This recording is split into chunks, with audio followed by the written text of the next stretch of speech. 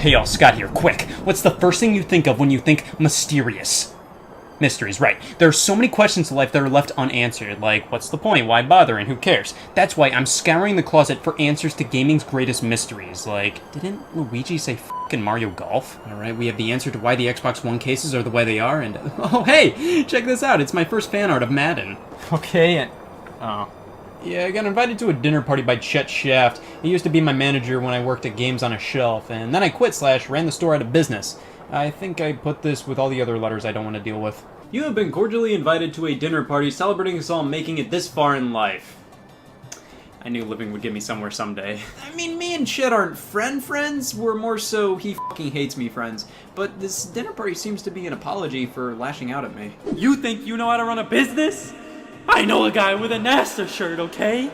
I earned this job! I miss the lack of drama. I should probably stop by for just a bit. Now, under normal circumstances, that means no stupid Nintendo game talk. I'm gonna be a little too busy at the dinner party. But I thought ahead. I pre-recorded myself talking about gaming mysteries. Hey all, Scott here. Oh god, I sound like that? As a player of all things video games, I think it's fair to say I deserve answers. Mysteries are what keeps humanity at the edge of their seats. It's absolutely terrifying knowing you don't know something. Is the Loch Ness Monster real or was it just a fist? But with video games, these things can be so complex and have such lengthy histories to them that either some things are just left unexplained or theories and urban legends arise. These mysteries can range from, can you jump the flagpole in Super Mario Bros. To, is Luigi fucking dead? One of the most notorious urban legends in video games was with Super Mario 64 and Luigi in that game, and it wasn't whether he said fuck or not because this isn't Mario Golf. He wasn't even there. See, up until Mario 64, we've had a pretty good ratio of games with Luigi to games without Luigi. He was playable in all the mainline Marios prior to 64. And then priorities shifted and Luigi wasn't playable. He didn't appear in the game whatsoever, not even mentioned. So of course speculation started to get a little wild, and I still have my picket sign from the protests. Why wasn't Luigi in Mario 64?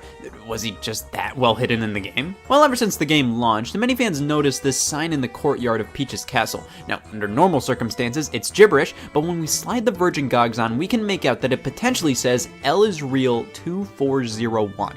Now, what does that mean? No sex for me, thanks. Many took this as a hint, proof that Luigi was real alright and he was in Mario 64 after all. So let's dissect this phrase. L is real 2401. Well, Luigi is real, and the only thing in Mario 64 with a number that high would be the number of coins in the entire game. After all, you get a star for collecting 100 coins in each level. That lends credibility to the fact there could be a reward for collecting every single coin in the whole game, and that reward would be related to the letter L. Problem is, there isn't 2,401 coins in Mario 64, so that's a problem. And as a bonus, collecting them all doesn't do anything. However, we can look into this even harder. L is real 2401 may just correlate to Paper Mario's release on the Nintendo 64. Luigi was real in that game, I saw him. And 2401 was the release date in North America. Kinda. So it didn't release on February 4th, 2001, it released on February 5th, 2001. Well, if this theory holds any truth, then Nintendo knew what the general release date of Paper Mario was gonna be back when Super Mario 64 released. That terrifies me. Why were they planning that far ahead? What were their goals? So why is L real 2401? I have no idea, and frankly, this black is so blurry that you can come up with various other phrases it may look like. It's one of those things where since a lot of people were told it reads L is real 2401, that's what a lot of people see. I don't know what the Aka Room people's deal is. Luigi was planned for Mario 64 in a potential multiplayer mode, but was pushed off to the side. He was playable in the remake Super Mario 64 DS though. All of life's problems are solved when a character's playable in Mario 64 DS. Now, a lot of mysteries within gaming can be classified under conspiracy theories. Like, was Link dead throughout the entirety of The Legend of Zelda Majora's Mask? No. It was between this and the moon landing. I chose believing the less supported one. Majora's Mask is one dark Zelda title, and most dads would not let their daughters date this game. It's creepy, it's depressing, and many have discovered how the story of the game correlates with death, what happens before and after death, dealing with death, and many have theorized that Link himself was dead and the entire game is basically his afterlife. There are lots of theories like this in games, some of which have turned out to be true, like how Super Mario Bros. 3 was supposed to be a play. You see how it opens up with a curtain rising, various platforms cast a shadow and have bolts on them like they were constructed as part of a set. Whenever a level ends, it's almost as if Mario was running off stage. This was a fan theory for the longest time until it was actually confirmed by Shigeru Miyamoto. Now, if this was an actual play, I could sit down and watch. Who wrote this? Oh, Hey y'all, Scott Wozniak, dinner partier here. Jeb, vegan. Terry Lessler, veganer. Officer Steelwool, justice supporter. Rex Mose, school dance chaperone and historian. Wendy's employee. Oh, so how do you all know Chet? He was a former vegan. Then he bought milk. That son of a bitch! I pulled him over for money laundering. I'm chaperoning his dinner party. He stole a Baconator. That son of a bitch! I tanked the story managed and he convinced me to quit one of the only jobs I ever had. Now I'm living off of unemployment checks in fear. Hi, Chet Shaft, former Games on a Shelf manager, current doer of all things nothing. Welcome to the Shaft Family Estate's first annual dinner party, my largest priority at the moment. Due to some prior obligations, I can't be there with you tonight, but please feel free to help yourself to an old Shaft family recipe. This is Jimmy John's. But then we go from theories to just the unexplained. Parts of games that were just never understood and remained elusive for so long. In GoldenEye 007, on the very first level, players noticed a building in the distance. You can just barely see it, and rumors floated around about being able to grab a boat and make your way over there, potentially getting some rewards. But no, this area is more or less placed there for show. While the developer's original intent was exactly what fans speculated, it was scrapped and just kept there as a scene setter. If that island didn't exist, the immersion would crumble. Everybody has their happy place. They wouldn't make the t-shirts if that wasn't the case, and mine is Shiverburn Galaxy and Super Mario Galaxy 2. Such a fun level. There's fire and ice. Can't ask for much more than this. Sometimes I like to hit up to go into first-person view and look up at the mountains. Everybody has their happy place, and mine is Fleet Glide Galaxy and Super Mario Galaxy 2. These ominous figures appear in Shiverburn Galaxy if you look up in first person.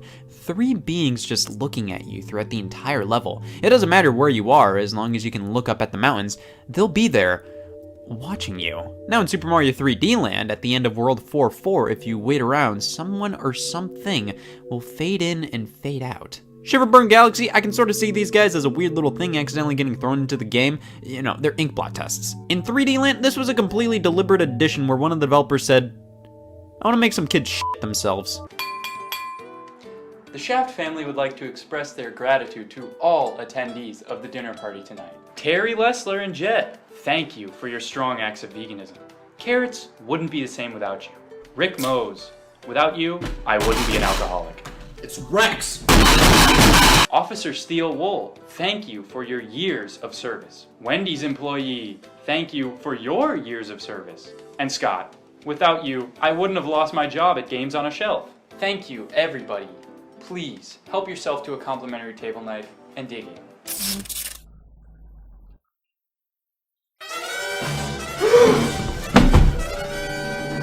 He's dead! Alright, listen guys, I'm not one to leave the party early, but when people start getting murdered, that's where I draw the line. Yeah, somebody's been murdered. Yeah, can you pick that up on the way home? No, okay, we can leave. Okay, Chet said the party's over at 9. He's f***ing dead. We at least owe him this. I'll stay, I'm free. Listen, we can get the murder stench out of here by listening to some good old-fashioned video game mysteries. Yeah, of course, let's talk a series with just as many mysteries as it has dead civilians. Somebody f***ing died! Grand Theft Auto San Andreas has a little bit of something for everybody. Gunplay, driving, not Bigfoot. The existence of Bigfoot in San Andreas has always been a huge rumor. Apparently within the forest, you could find Bigfoot lurking around. This is also a game where ghost cars can chase after you. A developer on the game stated that Bigfoot was in there at one point, but he was told to take it out for the final release. However, there's supposedly a 10% chance of seeing Bigfoot. There's also no Bigfoot model in the game's code, so I don't know about this one. Alright, so we all hated Chet, right? Yeah. He's a born-again carnivore, he's led many to unemployment, he's money laundered, he's wronged all of us. Who's to say one of us isn't the killer? That's right. If we can't leave, we might as well find out who viciously murdered Chet. Oh, I love puzzles. Guys, listen, one of us may be a murderer, but we're all human at the end of the day. Let's just listen to some gaming mysteries about Luigi and call it a night. Wasn't that the guy who said f***ing Mario Golf? Luigi's Mansion, f***ing scary, right? It's my go-to box art to piss myself to. Well, there are a few parts of the game that have some sinister and chilling implications. Like, that is what you call a dead baby. But there was one part in the third area of the game. After a bolt of lightning strikes, we can see Luigi's shadow is hanging in the air, implying that Luigi is hanging himself. Now, was this an intentionally chilling addition to the game, or was it a glitch due to the game's camera being at an angle it's not usually used to, which accidentally pushed Luigi's shadow up higher than usual? Huh. This is great. It's like a murder mystery with the murder and the mystery. You're taking this pretty well, man. Who's to say you're not the killer? You're acting pretty carefree right now for someone whose life's at stake. It's a murder, not a tax audit. We'll be fine. Well, what about the Wendy's employee? Nobody ever suspects the Wendy's employee. Well, what about Steel Wool? He has a gun. Jim has a knife. Yeah, for fun, not for murder. Guys, deep down, we can all be a murderer if we want. So let's just get down to the bottom of this. By a show of hands, who here murdered Chet? Damn it. Some mysteries aren't too sinister and were just unknown aspects of games, like jumping the flagpole in Super Mario Bros. I mean, when I played this game, I would sometimes think, I'm gonna do it. And guess what? I've never been able to live that down. This game is engineered to make it hard to jump over the flagpole. I mean, it makes sense. What does anybody gain from that? Now, a famous level where you can do that is 3-3. With these platforms, it's more than possible to waste an afternoon. But the one people were always wondering about was World 1-1, the very first level. Is it possible? Yes, it is. F you, Nintendo. It's all due to a glitch here. We gotta stand on this block here and wait for the Koopa Troopa to fall down the hole. Jumping up here at the right moment will hit him. And then he'll come back and we have to follow him to the end of the level while grabbing a mushroom. Then we jump at the right moment to jump off of him to get over the flagpole. There are lots of glitches that have their own mystery behind them, like with Pokemon Red and Blue with the Pokemon Missing No, which stands for missing number. It's a glitch where the game basically has no idea what Pokemon should appear, but it's kind of taken on a life of its own. People refer to Missing No as if it's an actual Pokemon when it's just a jumble of code. Super Smash Bros. Melee's Daisy trophy has a third eye on the back of her head. I mean, I wasn't expecting that, but I'm not surprised. Listen, maybe the murderer isn't one of us. Maybe the murderer's hiding somewhere in the building. We should split up into groups. That way, we can't all get murdered. I like it. Feeling lucky tonight. Okay, so if any of you die, you have to tell me, okay? Wait, look!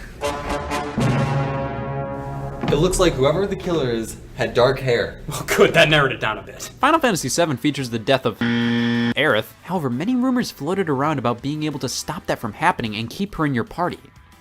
You cannot. A lot of these mysteries are formed by what fans want to see, or what the game says and just never elaborates on. Street Fighter 2, Ryu says the infamous phrase, "You must defeat Shenlong to stand a chance." Now, I'm sure the localization team at the time said, "Oh yeah, people will like this. It really makes Ryu seem determined to win." When in reality, everybody said, "Who the fuck is Shenlong?" It was a mistranslation of Ryu stating, "If you cannot overcome the Shoryuken, you cannot win." There was a lot of mystery surrounding who Shenlong was for the longest time, with the magazine EGM just refusing to put out the flames. They were well known for their April Fool's hoaxes, and one of them happened to be details on how to find Shenlong and some background to the character. Capcom themselves have joked about the character, fake announcing him for Street Fighter 4, and similarly, the original Mortal Kombat featured some extra code, Ermacs, and many thought Ermac was a secret character.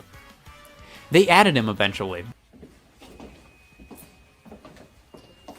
Alrighty, so now that we're all alone, we're all friends here. Who the fuck are you? We're just gonna cut to the chase. Were you the murderer? The only thing I kill is not abstinence. So it's possible you killed him. That's impossible. I hate murder. So do I. But you don't see me bragging about it. You know, that's it. I've had it. Good luck not murdering people. Murderers.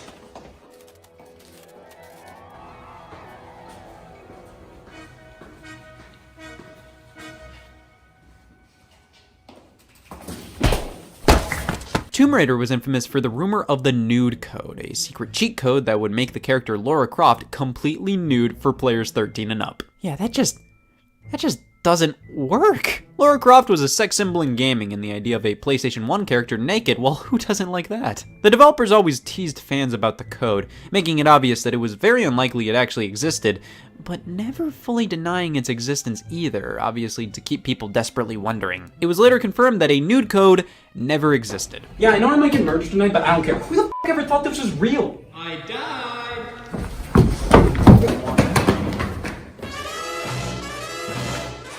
Bone cancer. The murderer not only killed Chet, but peer pressured Jeb into death. He was like that when I got here. Sonic CD features There's a sound test option after inputting a code. When we're at the sound test, we can listen to all the sounds and music in the game, and if we select these specific options and hit start, I just wanted to listen to music. This screen is infamous and incredibly bizarre. We have 24 Sonics with a human face. Somebody wanted this. Now, of course, with the mustache, it's obvious this is supposed to be Sonic fused with Mario. The Japanese text translates to "Fun is Infinite, Sega Enterprises, image by Majin." Now, Majin apparently means the devil. I knew something was up with this game. In actuality, Majin refers to Masato Nishimura, as Majin was his childhood nickname, so it's fine. The screen is fine. I mean, it's not like the screen is gonna kill me at a dinner party or anything, so it's fine. It's a common saying. The Legend of Zelda: A Link to the Past's biggest mystery for many people was the existence of the Chris Houlihan room, a room named after the winner of a Nintendo Power contest. You can get to it in a few different ways, and it's just filled with rupees. Yeah, that's cool or whatever. I want to see him in Smash Brothers as much as the next guy, but what about a secret that's not only in a Zelda game, but numerous other Nintendo games as well? Totaka's Song is a little ditty normally hidden in games composed by Kazumi Totaka. Luigi's Mansion, Mario Paint, Link's Awakening, Yoshi's Story, Mario Land 2, it's hidden in so many games. But there are a few games Totaka has worked on where it still hasn't been found. Many have thought the sound of the tennis ball hitting the racket in Wii Sports was Totaka's Song. If you play each hit together, it may sound like it, but that may be due to your brain telling you to think it's playing Totaka's Song. Weirdly enough, a game he straight up directed Wii Music apparently doesn't have Totaka's Song in there at all. I mean, it may be hiding in there, but I think we know everything Wii Music ever had to say. It has nothing to hide. Pretty cool, right? Ah, shit, Terry's dead. Great.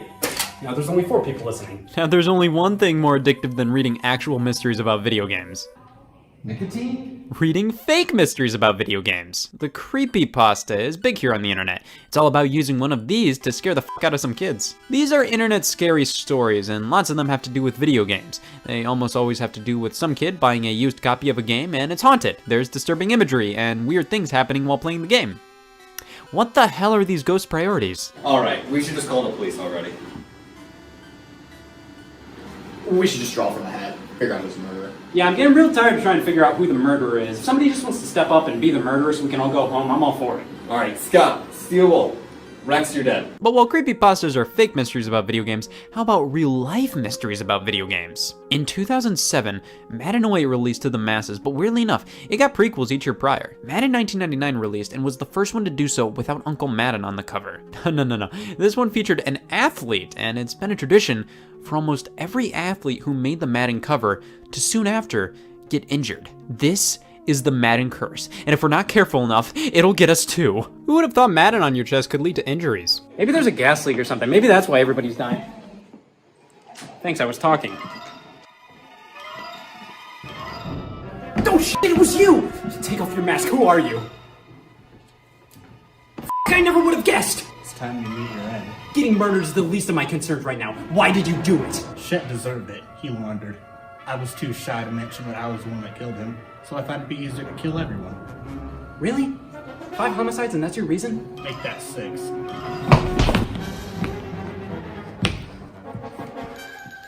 You ever hear of the Madden curse? Oh, my foot! I did it. I solved the mystery. I have seen a lot of murders in my day, and all 6 of them were today. The guys are all getting treated for murder at the hospital. They should all be fine. I'm pretty happy nothing happened to me, though. I have jury duty tomorrow, which means I can't die. If I don't show up, I'll go to prison.